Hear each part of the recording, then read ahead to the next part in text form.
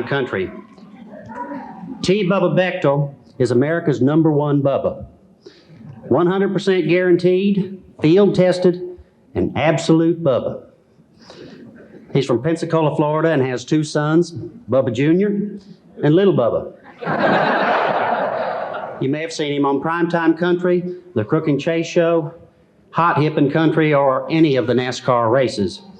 He's a funny man with a serious message and just happens to be president of the Alabama chapter of the National Speakers Association this year. He's one of Bowden's boys, a true Florida State fan, and he can feed himself sitting up most of the time, and he did pretty good this evening. So welcome with me, Bubba Bechtol.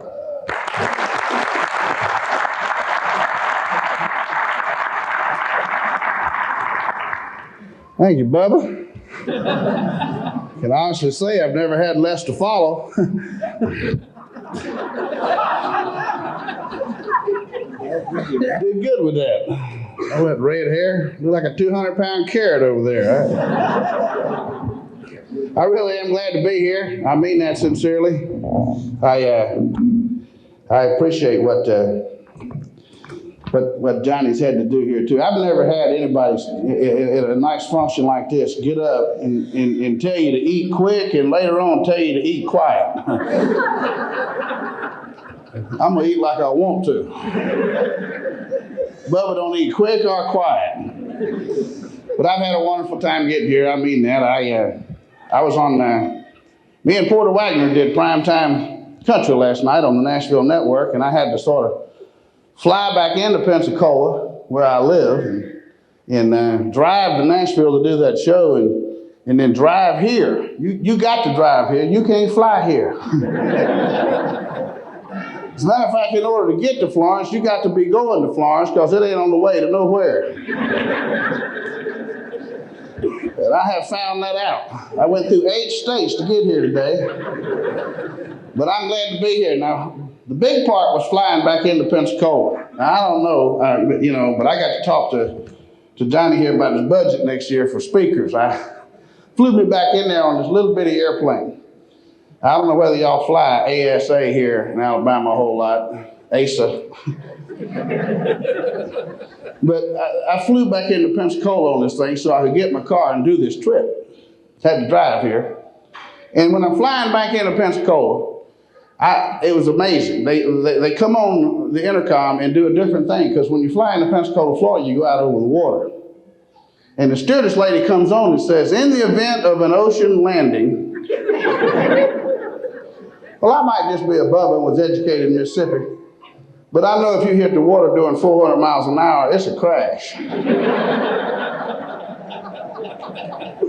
That is not a landing. But she said, in the event of an ocean landing, place your head between your legs. Now, did y'all get a good look at me?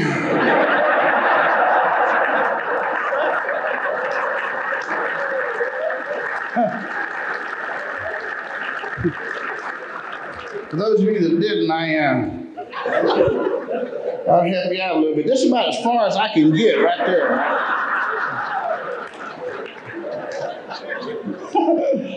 I can't get no further than that.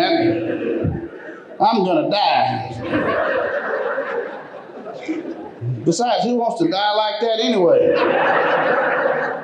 I want a better view. Can you imagine what the search and rescue team would say when they find your body? Ah, what do you think he is doing over there? All gnarled up like that.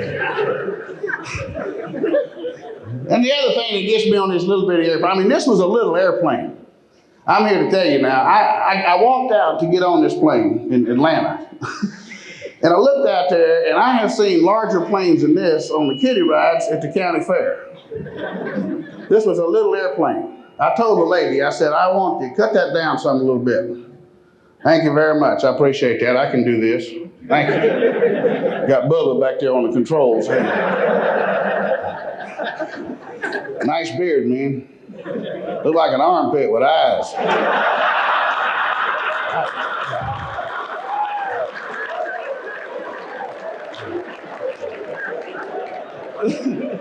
I'll get it right, Bubba, just a minute here.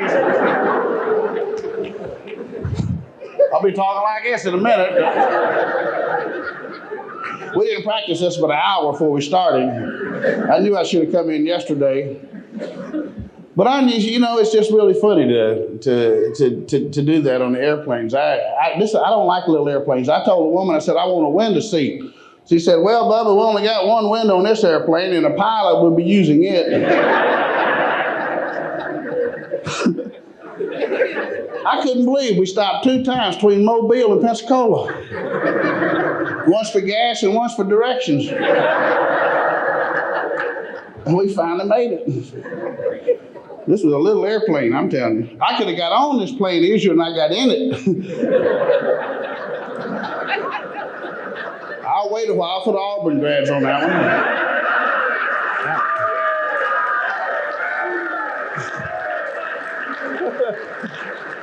Yeah, Bubba.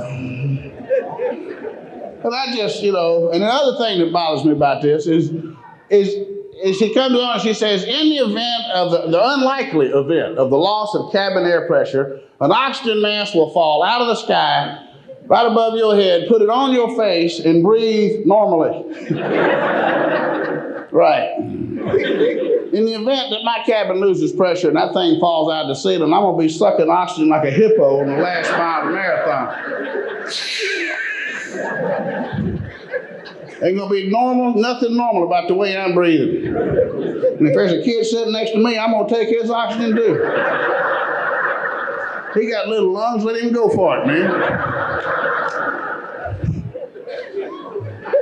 But I got here. This thing's crazy. This thing must have been written by a University of Tennessee graduate.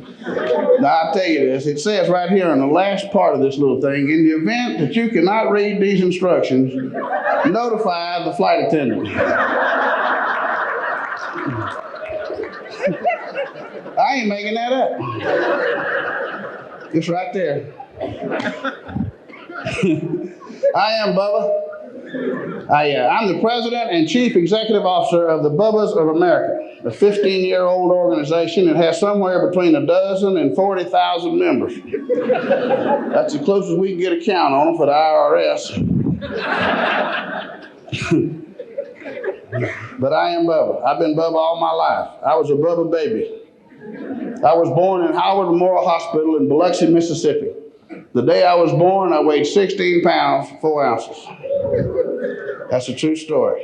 That's all the women that just went, oh. You men cannot appreciate that. Unless, of course, you've ever tried to pass a whole cantaloupe.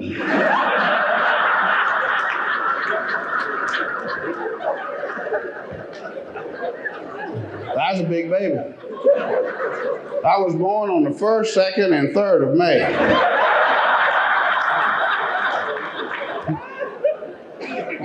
Doctor slapped me, I slapped him back.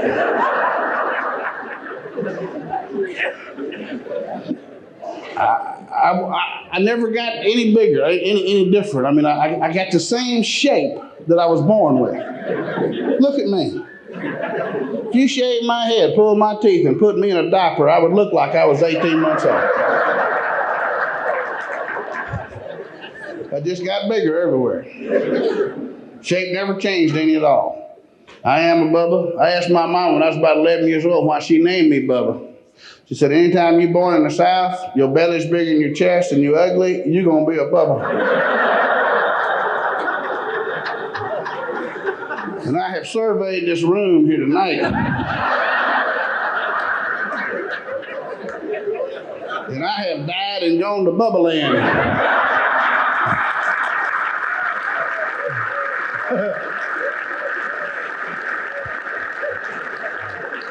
You see that old boy got up here a while ago standing right there? He made me look like I fell off his charm bracelet. That was a big boy. But I like being Bubba. It's okay. Not everybody understands Bubba. I was in Connecticut last week. You know, some folks up north like to make fun of folks in the South, badmouth them all the time. But I ain't never seen nobody in a bar in Gulf Shores, Alabama celebrating because they've been transferred to Minnesota. And I was up there in Connecticut, you know, and This lady walked up and she said, well, Bubba, I thought everybody in the South had two names. I said, I do. My name's Bubba. She walked away and left me alone. I just got through reading them a proclamation. You know, I live in L.A. That's Pensacola. That's Lower Alabama. Went to school at UCLA. That's the upper corner of Lower Alabama. Over around Dothan, you know. And understand just what this thing is. I love Alabama. Most of my friends live here. My girlfriend lives in Montgomery. I don't live here, but I got as close to it as I could. You know, I don't have to put up with your governor that way. And I'm glad Bill Clinton's not here, because if he was, I wouldn't be. So,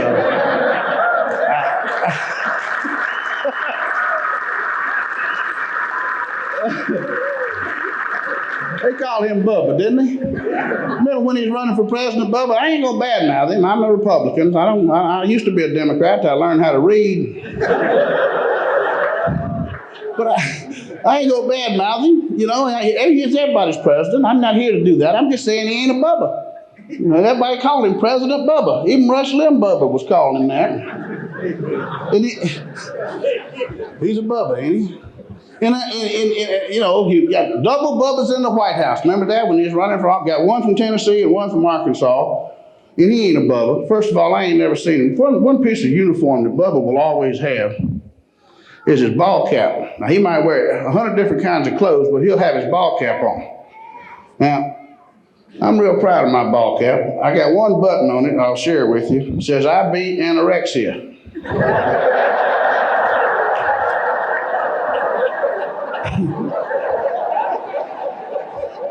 I got it in permanent remission, too.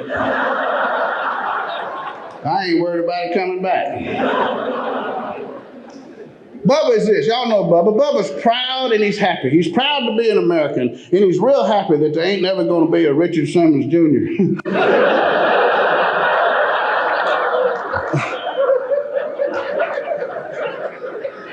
Now, the thing Bubba's the proudest of is he can still wear the same blue jeans that he wore in high school. Only difference is now he's wearing them way down here.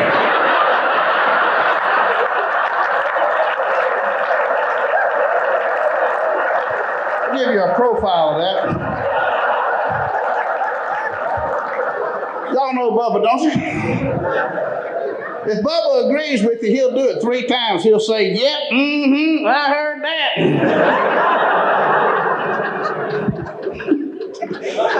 That's Bubba. If you can wait 4 hours for a fish to bite, but you can't wait 10 minutes for your wife to get dressed, you a Bubba. If the town you live in, the term gun control means that you hit what you aim at, you a Bubba. And I know we full of him here. He's always out doing something good. I served for 3 years with my volunteer fire department in the little town I live in. I know what you do. I know who you are. I did my homework. I wanted to come do this. Y'all couldn't nearly about afford my fee, but Johnny called me up and cried for 4 days. So I said, well, Johnny, I'll come do it. How much you got? I ain't going to tell you how much you paid me, because I'm ashamed of it as you are.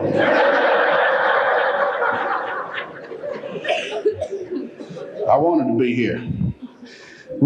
Being rural is different. Bubba's rural. Bubba lives out there. You know, he's just some of that glue that holds the whole country together. If you drive a pickup truck that can do 200 miles an hour on I-65 with a picture of a gun rack and a picture of a deer drinking water right next to a gun rack in the back of it and a bumper sticker that says, don't tailgate me, I'll flip a booger on your windshield. You a Bubba. And we don't discriminate either. We are a 90s type organization. We got Bubbettes as well. There's some Bubbettes in here. You might be a Bubbette if it's against the law for you to wear spandex in the city limits. Just out there doing good. Folks that are doing the right thing. But I'm just saying that's what Bubba is. Clinton ain't none of them things. Now bless his heart, first of all, he owns a cat. He don't even own a dog. That's why he ain't a Bubba, one reason. Owns a cat. Bubba don't own no cat. To Bubba, cats are a waste of fur. Bubba thinks there ought to be open season on cats. Matter of fact, I hold a cat kicking record for the state of Florida. New Year's Day, I got 52 yards with a Siamese. Bubba on a dog, great big old black dog that can stand up and truck a pickup truck window doing 80 miles an hour with his tongue hanging out. That's Bubba. Clinton jogs. I don't jog. You won't ever see Bubba jogging. I don't know how I'm going to die, but if y'all ever hear that Bubba Bechtol's dead, you'll know I ain't laying on the side of the road with tennis shoes on. I don't think fat people ought to jog. They can't see their feet and they don't know where they're going. Clinton out there jogging. He jogs everywhere. I'm trying to eat my breakfast and he got them white pasty thighs flopping up and down on the television. And he ain't lost no weight in 4 years. He's out there jogging. He just ain't a Bubba. You know, Clinton paid $200 for a haircut. Now, Bubba would not pay $200 for a haircut unless he got a massage with it. You know. He went to school at Oxford, England. That is not exactly a Bubba college. They play a week schedule over there and ain't never been to the Sugar Bowl that I know of. And then there's Gore. You know, Gore, he's supposed to be the other Bubba. Well, he ain't no Bubba either. He's born and raised on concrete in Washington, D.C., just borrows a flannel shirt every now and then, comes home to Tennessee to campaign. I love to watch Al. I mean, the only difference between Al Gore and Somonex is Somonex takes longer.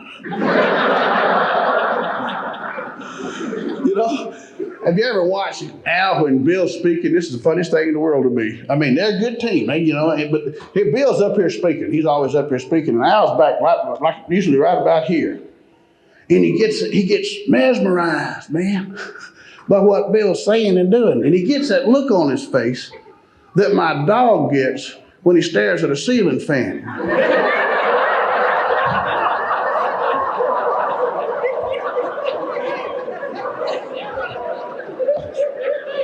He's way off yonder somewhere, man.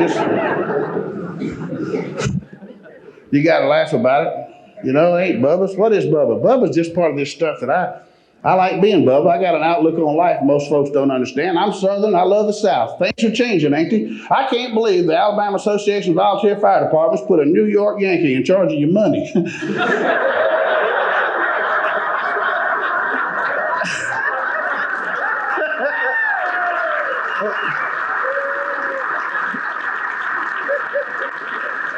Things are changing, ain't they?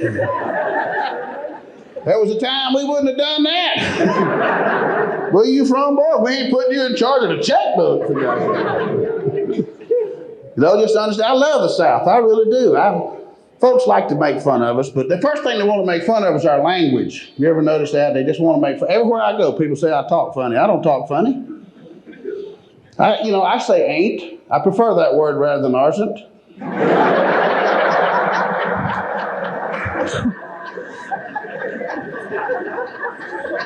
I was doing a show in Nashville the other night, walked off the stage, lady said, "Bubba, you are authority on Southern, ain't you?" I said, "Yes, ma'am, I know all the Southern is and know in the world." She said, "Well, what's the plural of y'all?"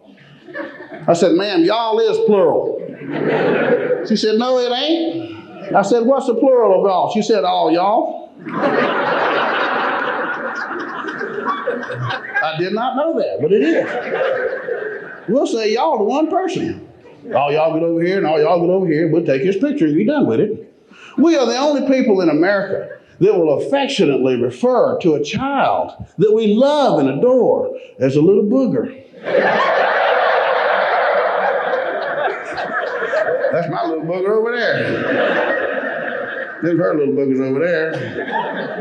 I was in San Francisco recently out there at the Curran Theater, and a booger in San Francisco means a whole different thing. I believe if you had a booger on the end of your finger in San Francisco, you could rob a bank with it. Give me all your money, man. Oh, okay. Get out of here with that thing. Take the money, too. We have a kinder, more genteel language than the rest of the country, and we're very efficient. For instance, you will never hear a Southerner say, "Pardon me, but might I inquire as to the well-being of your mother and father and any of your brothers and sisters?" But we will say all that whole sentence in one word. We'll say, "How's your mom and them?" And we know what that means. We say, "They fine." You know, we just have, we would never walk up to people and purposely insult them like they do in the rest of the country. We have a nicer, more genteel language, I think. We would never walk up to somebody that didn't have any hair, and say, "You bald as a cue ball, man. Put a hat on."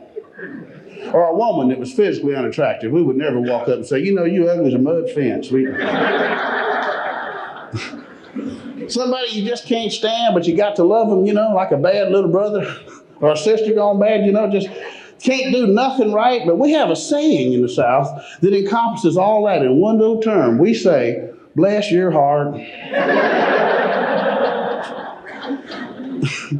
And we know what that means. If one of the most Southern matrons ever walks up and puts her arm around your shoulder and says, "God love you," you are in the pits of hell right there. I guarantee it. You're not going to get any more lower than that right there.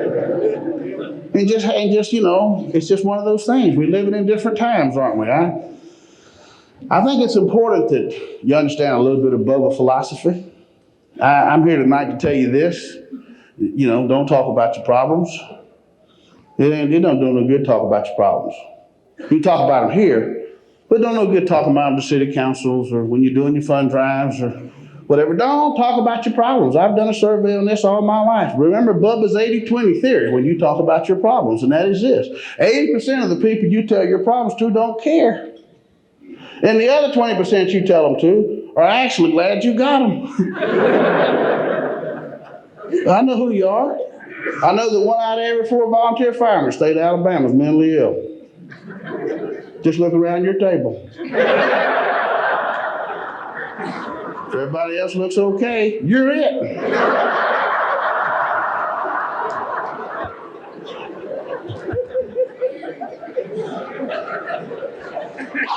It's so good to see the children here tonight. Go to a convention where they bring the kids in with them, let them know what mom and daddy's doing. I like that. I see it more and more. I got 2 boys. I'm so tired of people saying every time I turn the TV on, the kids are a problem. Kids are not a problem. Kids are the only future we got. Now, I raised 2 sons, Bubba Jr. and little Bubba. I'm going to put one of them through college, the other one I'm going to put through a wall. You got kids like that? I got 1 kid for sale. I'm telling you, I cannot believe how different they are. Now, my oldest boy is the nicest kid you ever want to meet in your life. He ain't too smart. He's dumb as a box of rocks. But he's a nice boy. Gets up every morning, comes downstairs to breakfast, and introduces himself. God, son, we know who you are. Sit down, shut up. Go ahead and eat. This boy was 17 years old before he discovered how to get that last little bite off a shish kebab without gagging himself.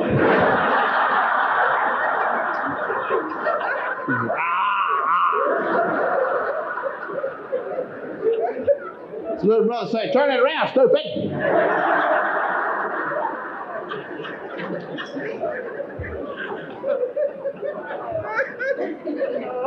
He scored so low on his SAT exam, we got him a football scholarship at the University of Florida.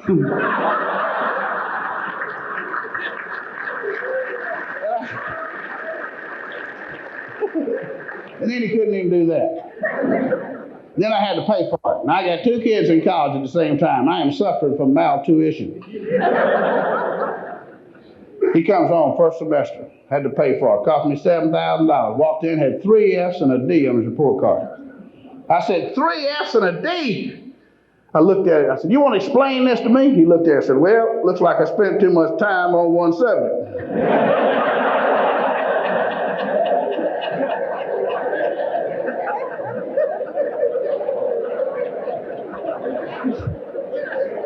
I said, "You tell me one thing positive about this report card." He said, "I ain't cheating."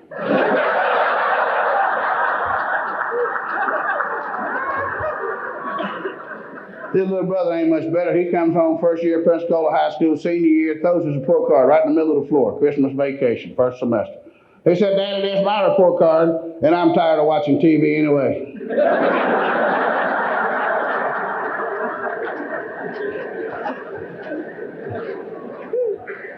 I called up the principal of the school. I said, this is Bubba. I'm calling about little Bubba. They said, yeah. Well, I said, this kid don't know nothing. They said, Mr. Bechtol, your son don't even suspect nothing. That hurts when you hear it. I'm walking down the University Mall with him the other day, Pensacola, Florida. We're walking by a jewelry store. He's 21 years old now. Walking by a jewelry store, had a sign in the window that said, watches, 25% off. He stuck his head in the store and said, if I was going to buy a watch, I'd want one a little more accurate than that.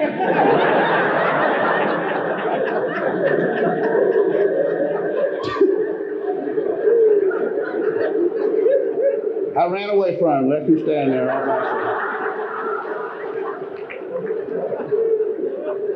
He's 10 years old. We're in the same jewelry store. Had a sign on the wall that says, ears pierced while you wait. He said, Daddy, how else would a woman do that? You can't drop these off. You got to wait. I told him, shut up. What I told him his whole life, just shut up. God didn't give them to you to understand, He gave them to you to love. If you just love them, they're going to be all right. That's not a problem. We grew up with strange things. It's tough growing up in the South. I love to watch Yankees when they come south for the first time, when they hit culture shock. I was in Atmore, Alabama one day, speaking to the Chamber of Commerce on a Friday night. I stayed over and partied a little bit and had been way overserved by midnight and decided to spend the night before I went back to Pensacola. I got up next morning, sitting in a restaurant eating breakfast. This lady come in there off of I-65. I knew she was lost. Had a license plate on front of her car, said Ohio. For some reason, they're proud of that. Came in there and sat down, looked up at the waitress, said, I'll have the breakfast special. That I knew was fixing to have some culture shock. Waitress brought it out there, put it down in front of her. The woman looked down there and she said, my gosh, what is that? Just look at that white stuff on the plate they ain't got in Ohio. The waitress, one of them friendly South Alabama types. She said, well, that there's grits. They gotta understand that grits to a Yankee is a cross between Elmer's glue and cat litter.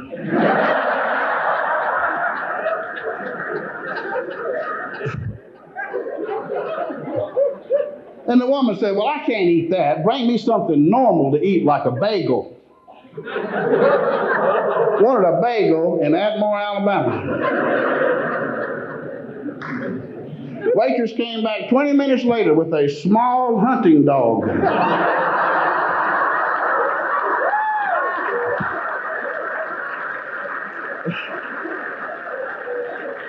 Got her a bagel, boy. We must be doing something right here. The whole country's moving here. Just look at I-65 any time of the day. There's like a mass migration moving down here. I was in Connecticut the other day doing that same meeting I told you about earlier, and I read a proclamation I read up for him up there. It said, on behalf of Lawton Childs, the governor of the state of Florida, we've been asked to please ask you to stop sending your parents down there to die.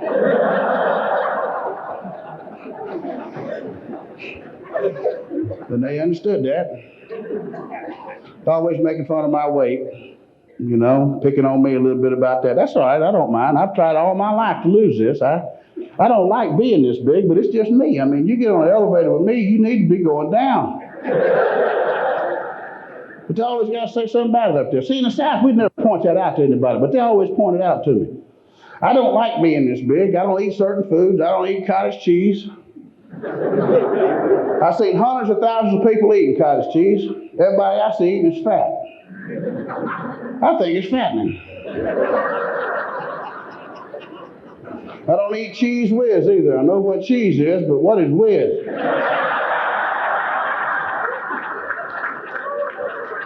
I ain't gonna eat no whiz. I was in San Francisco last week. They took me out after I did the show out there. We went down to one of them sushi bars. I've never been to a sushi bar. Sushi. Sat down, plate of raw cut bait in front of me. Shrimp and everything wrapped up in seaweed. I said, Bubba, don't eat bait. We fish with that at home. Wanted me to eat one of these big old slimy long octopus tentacles. Thing had suckers all over the bottom of it and everything. I said, look, if I wanted to suck on something like that, I'd have stayed in my motel room and ate the bath mat.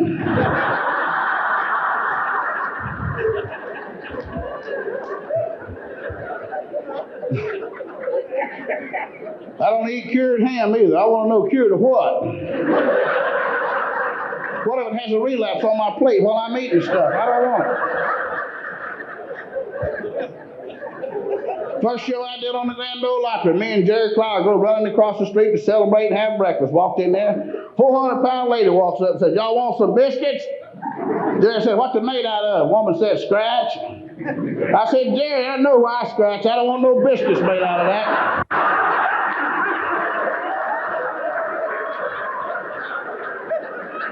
I ain't gonna eat that. I've tried everything to lose this weight. Bought a book, 99 Things to Do with Yogurt. Well, I got another thing they can do with yogurt. It ain't fattening that way either. Went on a prune diet. I didn't lose no weight, but you knew where to find me if you needed me.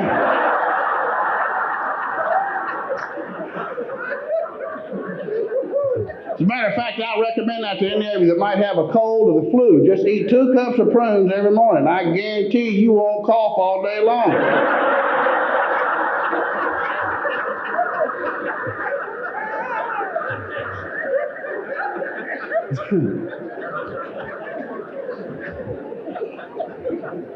One of my favorite scenes in the movie, Forrest Gump, was when he and Jenny were little girls. And Forrest and Jenny were talking, and Jenny asked Forrest, and you gotta really appreciate Alabama when you realize that 2 of the best-selling books, James Redfield and Celestine Prophecy, and Winston Groom and Forrest Gump, and I can go on with a few more, but just them 2 right there, what a contrast there is in this state. You know, I know Winston Groom. He is Gump. And I love this. The message in the movie when Jenny looked at him, and they're about 10 years old playing, and she said, Forrest, what you gonna be when you grow up? And Forrest said, well, ain't I gonna be me? And that's all you can be. That's all you can be. You're the only person on planet Earth that can be you and get it right. You can't be like your mom and daddy. You can't be like your grandpa. Oh, Lord, we try and twist their lives and head them off in every direction we possibly can, but they're going to end up where they're supposed to be. And we just work so hard to make Alabama a better place to live. Sweet home, Alabama. Understand the diversity that's in this state. And I look around this room here and I see all colors, creeds, and religions. I'm a Baptist. A Southern Baptist. We don't believe in premarital sex, but only because we're afraid it'll lead to dancing.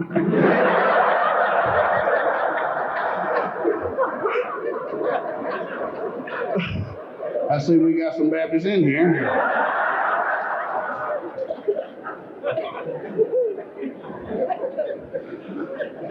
You gotta laugh. You gotta have fun. I'll leave you in conclusion tonight with this. You gotta laugh more so you'll live longer. Who are the great Americans? Start watching television. You know, go volunteer your time more down at the fire department. Stop watching TV. It's going to ruin you. And it'll ruin your kids. And I ain't talking about the programming. I'm talking about the commercials. You seen that Sarah-Tan's commercial? Sarah-Tan, nature spelled backwards. The mild and gentle laxative. If I got that problem, I don't want something mild and gentle. I want something to blow it out of there so I can go on about my work. Woo! And it says right there on the box, works at night. I want to be awake when that kicks in.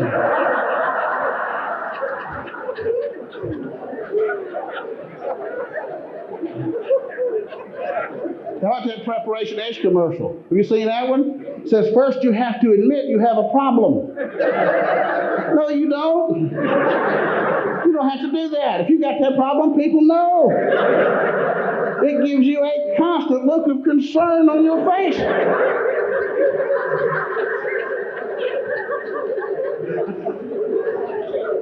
How about the mint-flavored dog food? That's the one that drives me nuts. Mint-flavored dog food. I go to my grocer and I say, Sam, what is this mint-flavored dog food all about? He said, Bubba, it makes your dog's breath smell better.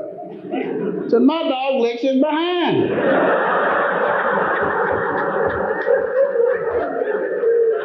I don't think that's going to help him.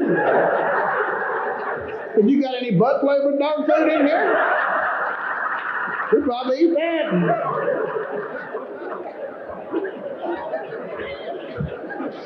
Just stop watching it. It'll warp your mind. My friend General Norman Schwarzkopf said it better than anybody I know of that I've met in the last 10 years of my life. Now, he's a Bubba. Schwarzkopf is the mother Bubba of all Bubbas. I remember Schwarzkopf first time I saw him on television during the Gulf War. He's up there dressed in them camouflage, that bald head shining. I thought it was Willard Scott on a duck hunt. But he talked a language I understood. He said, we're right here and Hussein's over here, and if we catch him, we're going to kill him. I said, go get him, Norman. I don't worry about things the rest of the world worries about. I don't worry about Cuba. I live 90 miles from Cuba. I don't worry about it. I know the Alabama National Guard, the volunteer fire department with 6 flatbed trucks and 40 axe handles take Cuba in 30 minutes. I ain't worried about that.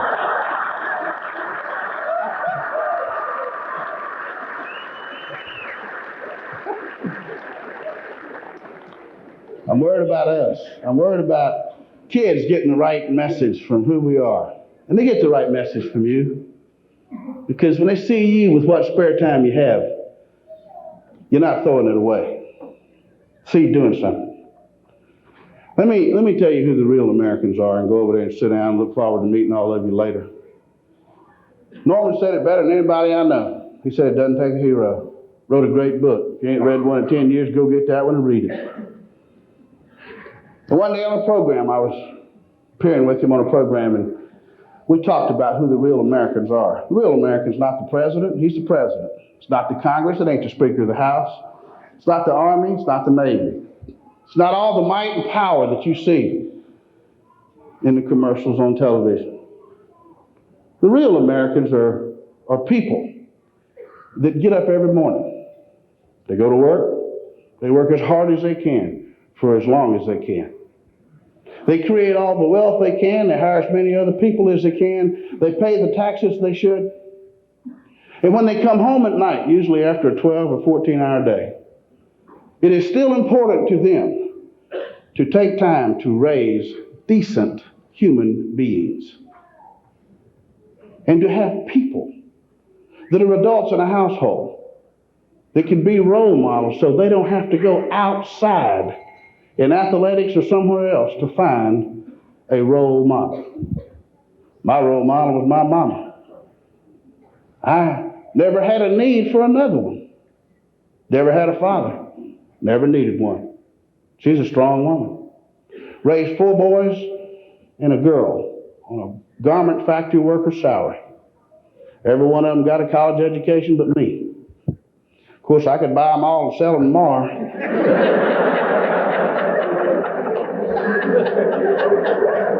She still don't know what I do for a living.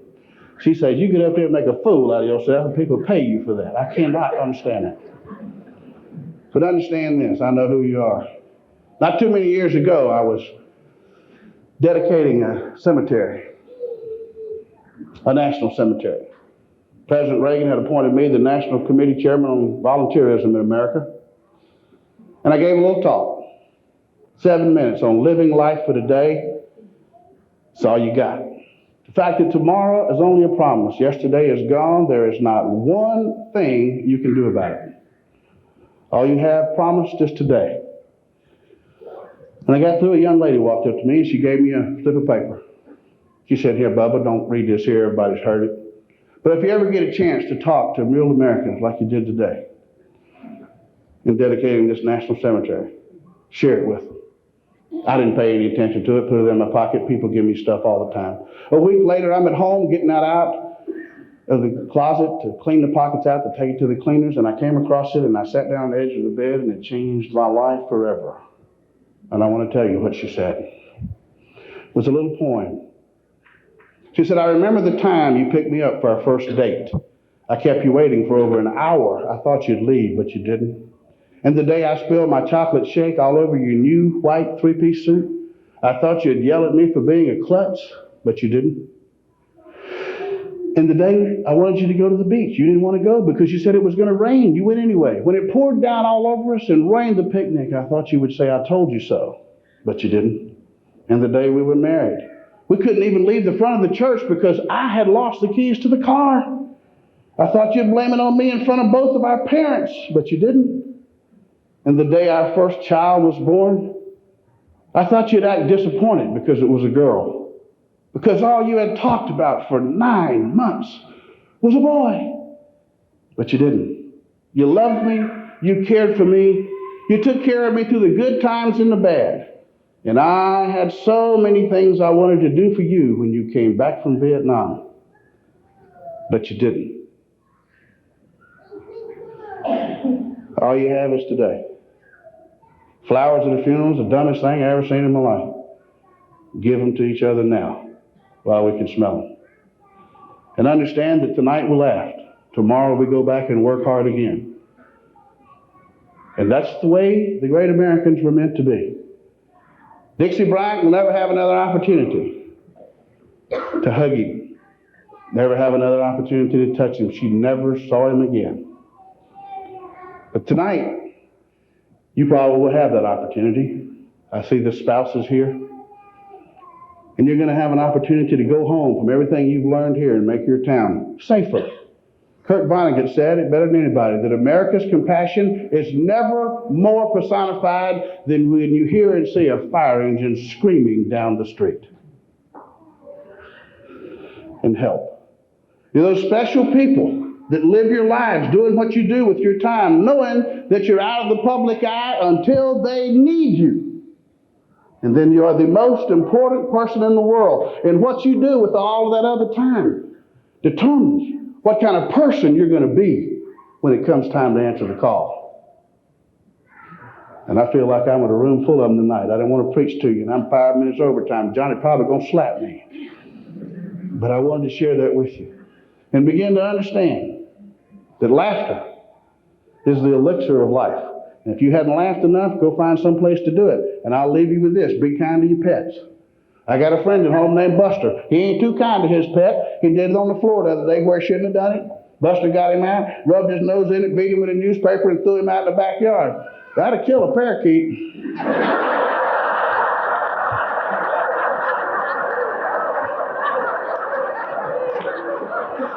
I love you. God bless America. God bless Alabama. God bless Bubba. I'm happy I was here tonight. Go back home and do what you take away from this convention. Thank you and good night. Thank you, Johnny. Thank you. Thanks a lot. Yeah.